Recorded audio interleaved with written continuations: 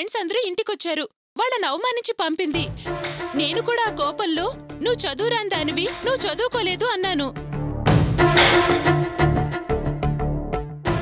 అది మనసులో పెట్టుకుని నా మీద పగ తీర్చుకోవడానికి ఈ రోజు బైక్ మీద వెళ్ళానని అబద్ధం చెప్తుంది.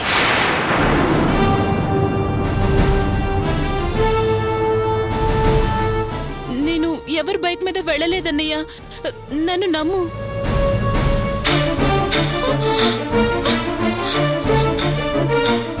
ఇదిగో చూడండి, మీకు రాణి మీద ఎంత ప్రేమ ఆప్యాయతలున్నాయో నాకు అంతే ఉన్నాయి. నేనెందుకు అనవసరంగా ఒక ఆడపిల్ల మీద నిందలు వేస్తాను?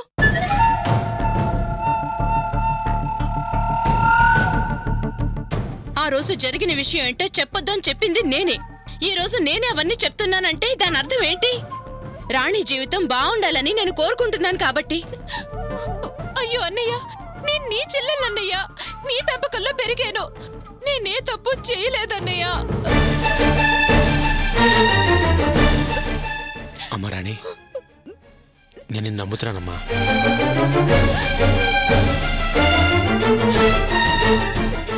అర్చన, రాణి తప్పు చేయదు.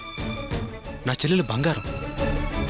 ఈ కుటుంబం పరువు పోయే పని తనెప్పటికీ చేయదు.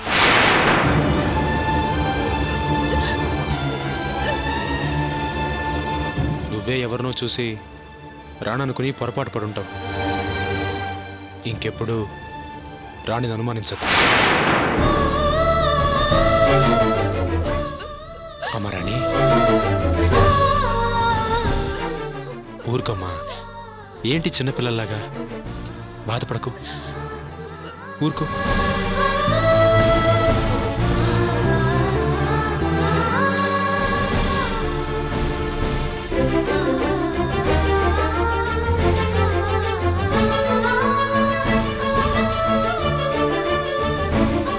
చూడు, నేను నిన్ను ఇబ్బందులు పెట్టుండొచ్చు.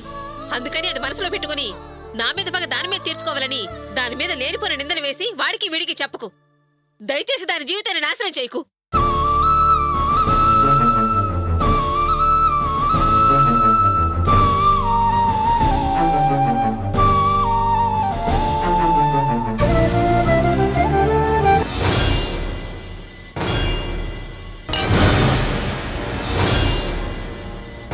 అరే బావా, ఇవాళ నేను చాలా సంతోషంగా ఉన్నాను రా. నాతో పోటీ పడిందే ఆ కావ్య, దాని చాప్టర్ క్లోజ్ రా. లైఫ్ స్పాయిల్ అయిపోయిందిరా. వరా ఫూల్, ఇందులో అంత సంతోషపడడానికి ఏముందిరా? ఇంకా చెప్పాలంటే ఆ కావ్య విషయంలో మనం ఓడిపోయామని చెప్పాలి. ముందు తెలుసుకోరా. ఏంటా నువ్వు అనేది? మనం ఓడిపోవటమేంట్రా? కాదా మరి? ఇప్పుడు దాకా ఎంతో మంది అమ్మాయిలు ఎంజాయ్ చేసావు. ఎప్పుడు ఆ సుఖమే కానీ శిక్ష అనుభవించలేదు. కానీ కావ్య విషయంలో శిక్ష అనుభవించావు, సుఖం దక్కలేదు. జైలు నుంచి వచ్చాక ఎంతో మంచివాడిగా నటించి ఆ మనసును దోచావు. వాడి ఆఫీసులో సీటు కూడా సంపాదించావు. కానీ కావ్య మనసులో చోటు దక్కించుకోలేకపోయావు. దిలీప్ విషయంతో దాన్ని నీ వల్ల వేసుకుని ఒక్కరోజైనా దాన్ని వాడుకుని వదిలేస్తాను అన్నావు. అదే కదా నీ కోరిక, నీ ఆశ. కానీ ఇప్పుడు అదే మనసును వదిలేసి వెళ్ళిందిరా. ఇప్పుడు నీ ఆశ ఎలా నెరవేరుతుంది? నీ కోరిక ఎలా తీరుతుంది? అరే మామా, మేకనైనా పులి ఒంటరిగా ఉన్నప్పుడే వేటాడాలి. గుంపులో చేరిన తర్వాత చాలా కష్టం. కావ్య చక్కగా ప్లాన్ చేసి నిన్ను ముంబై ప్యాక్ చేసినప్పుడు కూడా నేను ముంబై వెళ్లే లోపు కావ్యను అనుభవించి వెళ్తాను అన్నావు. ఇప్పుడు ఇంకా అది ఎలా సాధ్యమవుతుందిరా? ఏ ట్రంప్ కార్డుతో ఆట గెలవాలనుకున్నావో ఆ కార్డు అదే ఓపెన్ చేసి ఆట చెడగొట్టి వెళ్ళిందిరా. ఇక ఆట లేదు, ఆ ఆనందమూ లేదు. అంటే కావ్య విషయంలో మనం ఓడిపోయినట్టే కదా? నీ ప్లాన్ అంతా వేస్ట్ అయినట్టే కదా? కావ్య, దిలీప్, మల్స్ ట్రయాంగిల్ స్టోరీ అన్నావు. కానీ ఆ స్టోరీకే క్లైమాక్స్ చెప్పేసింది. ఇప్పుడు నువ్వేం చేయగలవు? యాక్చువల్గా గెలిచి ఆనందంతో తాగే మందు కాదురా ఇది. ఓడి కన్నీళ్లు కలుపుకుని తాగే విషంరా ఇది.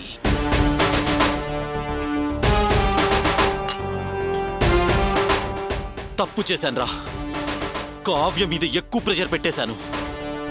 పెరుగు చిలికి వెన్న తీసే టైంలో కుండ పగలగొట్టాను. సరే వదిలేరా. కావ్య విషయంలో మనం సక్సెస్ కాలేకపోయాం. ఇక దాన్ని మర్చిపో. మర్చిపోవడమా? కావ్యనంత తొందరగా తేలిగ్గా మర్చిపోలేనురా. నేను పడ్డ కష్టానికి అనుభవించి తీరాల్సిందేరా. ఈ కథ ఎలా కుదురుతుందిరా? వదిలే. కుదురుతుంది. చెడిపోయిన కావ్య మల్స్ సంబంధాన్ని మళ్ళీ కంటిన్యూ చేయిస్తాను. కలలు గనుక మామ, అది జరిగే పని కాదు. కావికి దిలీప్కి సంబంధం ఉందని సెల్లో ఫోటోలు మల్సుకు చూపించావు కదా. రేయ్, అప్పుడు నేను తప్పించుకోవటానికి వేరే దారి తెలియక చేశాను. కానీ నువ్వు అన్న మాటలకి నా బుర్ర ఆలోచించి తప్పు చేశావురా రామ్ అని చెప్పింది. అందుకే రాబా మళ్ళీ ఆలోచించటం మొదలు పెట్టాడు. మళ్ళీ ఆ మల్స్ని కావ్యాని ఈ రామ్ కలుపుతాడు. దానివల్ల ఇంకా మంచి పేరు సంపాదిస్తాడు. ఆ తర్వాత నా ఆశ నెరవేర్చుకుంటాను. ఎలారా?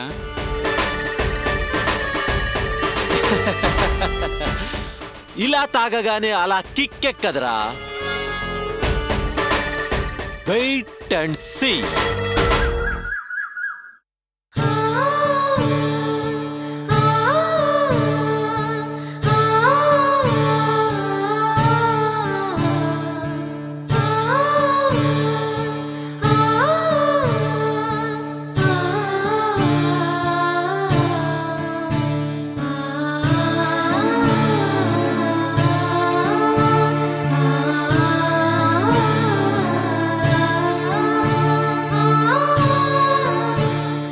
జయంతి, రమ్య రెడీనా?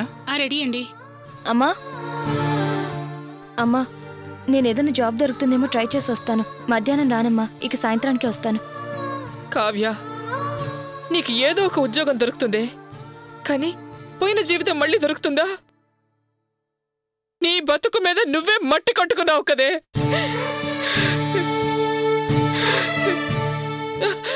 నువ్వు దిలీప్ పార్క్ లో ఉన్న ఫోటో చూపించి అల్లుడు అందరి నోళ్ళు మూయించాడు.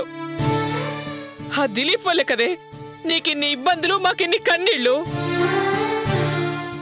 నీకు మల్స్ కి ఆ దిలీప్ విషయంలోనే మనస్పర్ధలు వచ్చినప్పుడు మళ్ళీ ఎందుకే దిలీప్ ని వెళ్ళి కలిసావు? అమ్మా ప్లీజ్, నువ్వైనా నన్ను నమ్మమ్మా. నేను పార్క్ లో కూర్చుని ఏడుస్తున్నప్పుడు అతను వచ్చి ఎందుకు ఏడుస్తున్నావా అని అడిగాడు. అప్పుడు ఏం చేయాలో తెలియక ఆయనతో మాట్లాడాల్సి వచ్చింది. నాకు కలిగిన ఇబ్బంది ఎవరికో ఒకరికి చెప్పుకుని తేలిక పడాలి అనుకున్న టైంలో దిలీప్ వచ్చి పలకరించేసరికి నా బాధంతా చెప్పుకున్నానమ్మా. చూడు కావ్య, అసలు ఈ గొడవకి మూల కారణం దిలీపే కదా. అందుకే కదా బావగారు నిన్ను బయటికి గెంటేశారు. నువ్వు ఈ రోజు ఇలా పుట్టింట్లో ఉండటానికి కారణం కూడా ఆ దిలీపే కదా. అప్పుడు అతనితో కలిసి మాట్లాడి తప్పు చేశావు. బావగారు మనసు మార్చుకొని నీ తప్పుని క్షమించి అంగీకరించే సమయంలో ఇప్పుడు అది అడ్డై కూర్చుంది. మేమెవరం ఏం మాట్లాడడానికి వీలు లేకుండా పోయింది. రేపు ప్రియం చూడ్డానికి వచ్చిన వాళ్ళు ఎవరైనా మీ రెండో అమ్మాయి పెళ్ళై కూడా ఇక్కడే ఉందేంటి అని అడిగితే మేమేం సమాధానం చెప్పం? ఓహో, నేనిలా ఇక్కడ ఉండడం మీ అందరికీ అవమానంగా ఉందన్నమాట. అవునులే, చెడ్డ పేరున్న వాళ్ళుంటే భారమే. ఇప్పుడు వాడు ఏమన్నాడని అలా మాట్లాడుతున్నావు? ఇంకా ఏమనాలమ్మా? నేను ఇంట్లో ఉండడం ఇష్టం లేదని డైరెక్ట్ గా చెప్పొచ్చు కదా. నేనేదైనా హాస్టల్లో ఉంటాను.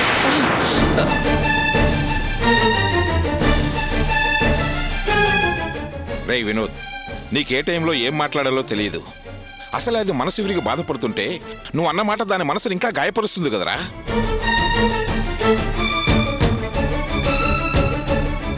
చూడమ్మా కావ్య, వాడన్న మాటలు నువ్వేం పట్టించుకోకు, మనసులో పెట్టుకుని బాధపడకమ్మా. నువ్వెక్కడికో వెళ్ళి ఉండాల్సిన అవసరం లేదమ్మా. ఇక్కడే ఉండి నీ గాయం మానేంత వరకు నువ్వు ఉద్యోగం చేయొచ్చమ్మా. మరోసారి ప్రయత్నం చేస్తే అల్లుడుగారు మారతారనే నమ్మకం మాకుందమ్మా.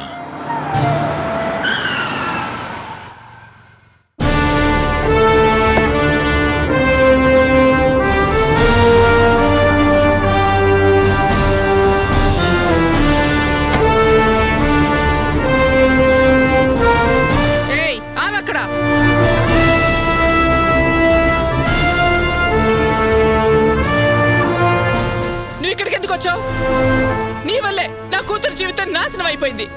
నువ్వు దాన్ని కలవాల్సిన అవసరం లేదు. వెళ్ళిక్కడి నుంచి. చూడండి అమ్మా, కావ్య లైఫ్ బాగుండాలని, కావ్య మల్స్ కలిసి సంతోషంగా ఉండాలని మీరెలా ఆశపడుతున్నారో నేను అలాగే ఆశపడుతున్నాను.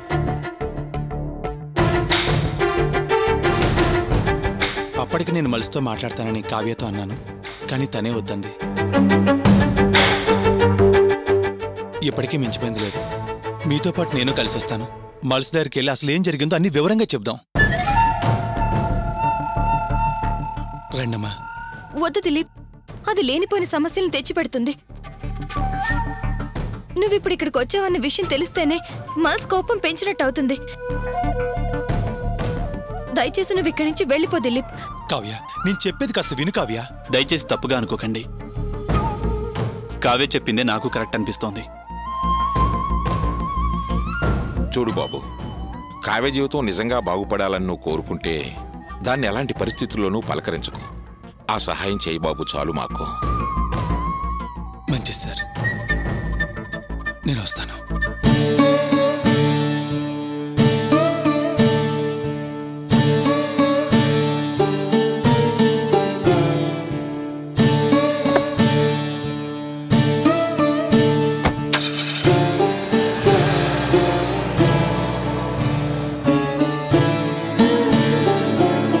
అమ్మా, నేను బయలుదేరుతాను. వస్తానన్నా. అమ్మా, నేను వస్తాను. మంచిది.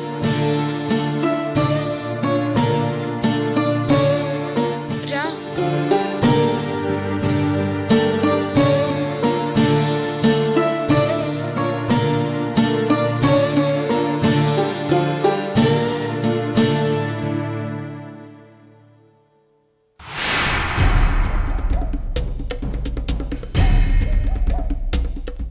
షెడ్ చూపించి ఎలాగోలా బిజినెస్ ప్రారంభిద్దాం అనుకున్నాను.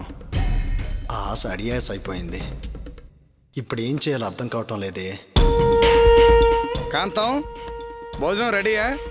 అదిగో మావయ్య బయటకు వచ్చారు. రిజల్ట్స్ తెలియాలంటే ఏం చేయాలి?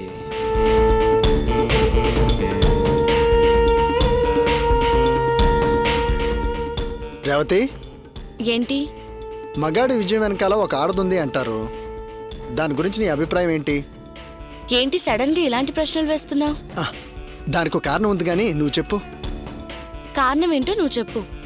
ఏం లేదు రేవతి, నేను ఇదివరకట్లా నా ఉద్యోగానికి నేను వెళ్దాం అనుకుంటే నువ్వు అత్తయ్య మా అమ్మ కలిసి నువ్వే ఉద్యోగానికి వెళ్ళవలసిన అవసరం లేదు, మావయ్యతో మాట్లాడి బిజినెస్ పెట్టిస్తామని ఆ ఉద్యోగానికి వెళ్లకుండా ఆపేశారు. లేనిపోని ఆశలని కల్పించారు. మీ నాన్నేమో నువ్వు ప్లేస్ చూసుకో, నేను పెట్టుబడి పెడతాను అన్నారు. నేను ఆ మాటకే షెడ్ అడుగుదామని వెళ్ళి లేనిపోని చిక్కుల్లో ఇరుక్కున్నాను. ఇప్పుడేమో ఎవరికి వాళ్ళు ఏం మాట్లాడకుండా మౌనంగా కూర్చున్నారు. నా పరిస్థితి ఏంటో నాకే అర్థం కాకుండా బుర్ర బద్దలవుతుంది. నాకున్న పని పోయింది, ఆశించింది చేతికి అందలేదు. నువ్వేమో ఏం పట్టనట్టు సైలెంట్గా బట్టలు సర్దుకుంటున్నావు. నా భవిష్యత్తు గురించి, మన ఫ్యూచర్ లైఫ్ గురించి నీకేం బాధ్యత లేదా? ఇప్పుడు నన్ను ఏం చేయమంటావు వాసు? వెళ్ళి మీ నాన్నతో మాట్లాడు. ఏం మాట్లాడమంటావు? అబ్బా, అప్పుడు అలా మాట్లాడిన దానివి ఇప్పుడు ఏం మాట్లాడాలో తెలీదా? పోనీ నేను చెప్పినట్లు మాట్లాడు. సరే చెప్పు.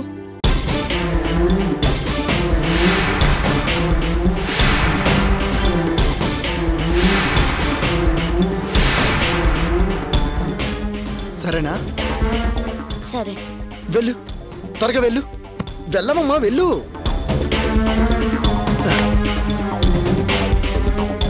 అరే వాసు, ఎప్పటికైనా నువ్వే కింగిరా. చాలు సార్. ఏమ్మా, భోంచేసావా? చేశాను నాన్న. అల్లుడు గారు తిన్నారా? తిన్నారు నాన్న. ఓహ్, నాన్న, మీకు ముఖ్యమైన విషయం చెప్పాలి. చెప్పమ్మా. నేను వాసు మా అత్తగారింటికి వెళ్దాం అనుకుంటున్నాం. ఎందుకమ్మా? ఇక్కడ ఏమైందని సడన్ గా అలాంటి నిర్ణయం తీసుకున్నారు? ఇక్కడ ఏమన్నా ఇబ్బంది కలిగిందా? మీరు బిజినెస్ ప్రారంభిస్తే అది చూసుకుంటూ ఉండాలనుకున్నారు. కానీ ఇప్పుడు అది జరిగే పని కాదని తేలిపోయింది. ఇక్కడుంటూ ఆ ఉద్యోగానికి వెళ్ళడం మిమ్మల్ని అఘోరపరిచినట్టు అవుతుంది. అది ఈయనకిష్టం లేదు. అందుకే అక్కడికి వెళ్ళిపోదాం అనుకుంటున్నాం. మీరనుకున్నారు సరే. ఆ రోజు గోపి వచ్చి అల్లుడిని కొట్టిన రోజు మీ అత్తగారు ఏమన్నారు? వాసు వెళ్ళి గోపి షెడ్ అడిగాడని బాధపడిపోయి ఇక ముందు నా గడప తొక్కడానికి వీల్లేదని వెళ్ళిపోయింది కదా. మరి మీరెలా ఇంటికి వెళ్తారు? అది అవమానం కాదు? అదేంటి మావయ్యా, మేము అక్కడికే వెళ్ళాలని లేదుగా, వేరే ఇల్లు తీసుకొని ఉంటాం. అల్లుడు గారు, వేరే కాపురం పెట్టాలంటే డబ్బు కావాలి. డబ్బు కావాలంటే సంపాదన ఉండాలి కదా. మేము ఏదైనా ఉద్యోగం చూసుకుంటాం మావయ్య. అలాంటప్పుడు వేరే ఉంటుంది దీనికి.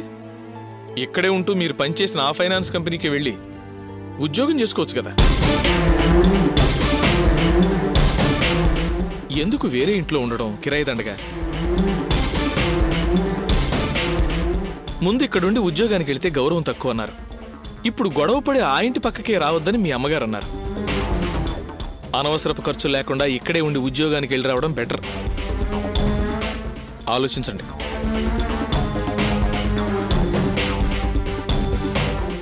అల్లుడు, దయచేసి రేవతిని మా దగ్గర నుంచి వేరు చేయొద్దు. ఆయన చెప్పేది కాస్త వినండి. సరే అత్తయ్య. రేవతి, నేను ఉద్యోగానికి వెళ్తానులే.